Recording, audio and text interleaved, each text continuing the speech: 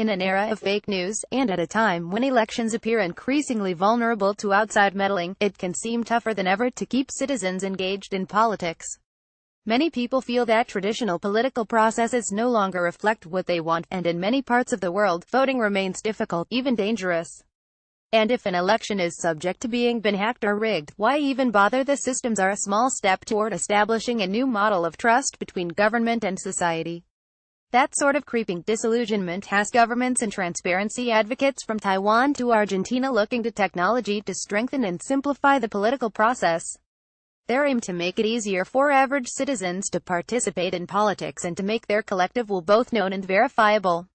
Since 2014, Taiwan has been using an online polling system called Poll.is, created by a Seattle-based company of the same name, to integrate popular opinion into what laws get passed. Unlike the petitions on the White House website, which rarely translate into policy, Poll.is surveys have become a formal part of Taiwan's lawmaking process.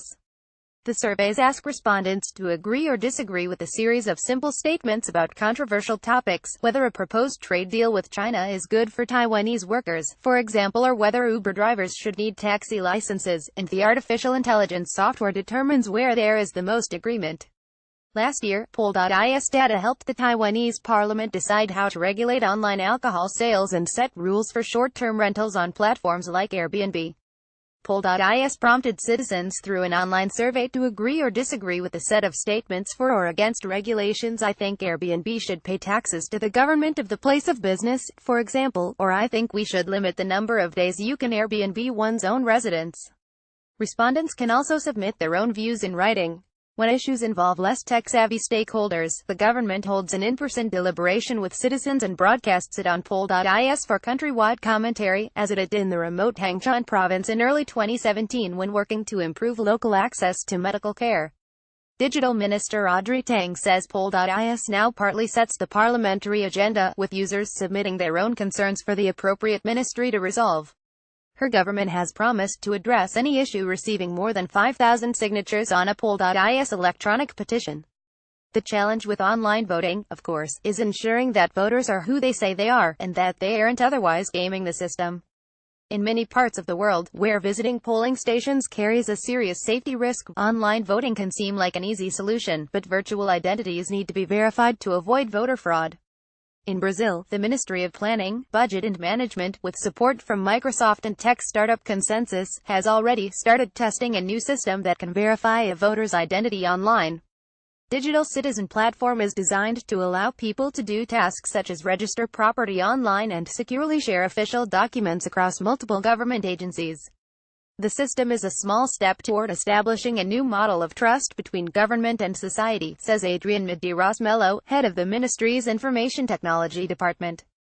Trust is extremely important in Brazil, where there have been more than 150 corruption convictions involving current or former government officials in the past 3 years. Eliminating corruption was the impetus for Sovereign, an online voting software developed by Silicon Valley nonprofit Democracy Earth. Co-founder Santiago Siri experienced the corrosive influence of corruption in politics firsthand when he tried to start a new political party in Argentina in 2013. The party's candidate promised to vote with constituents on every issue, based on how people responded on an online voting platform. The party got only 1% of the vote, but its leaders still experienced backlash, prompting Siri to wonder if allowing public participation in politics wasn't as popular an idea as had imagined. We had very subtle threats when we were having political meetings, says Siri, who found the tires on his car punctured on more than one occasion. The real challenge in politics, Siri realized, wasn't people getting their voices heard by their elected representatives. It was the innate corruption keeping people out of the political process entirely. This led him to an alternative democratic system called liquid democracy, a mix of representative democracy, citizens voting for elected officials, and direct democracy, citizens voting on laws. In a liquid democracy, citizens have the right to vote directly on any bill online, or to hand their votes to someone else, such as a friend, family member, or expert in a given field, if they're too busy or uninformed to weigh in on certain matters. With this new democratic system in mind, Siri and the Democracy Earth team created Sovereign, which aims to help make it possible for citizens to securely and anonymously vote or pass along votes online.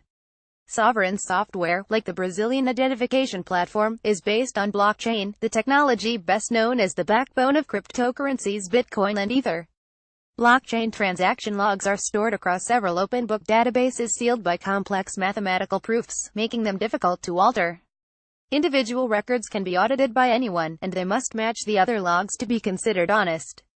Blockchains only fail if more than 50% of record keepers decide to change a transaction or vote.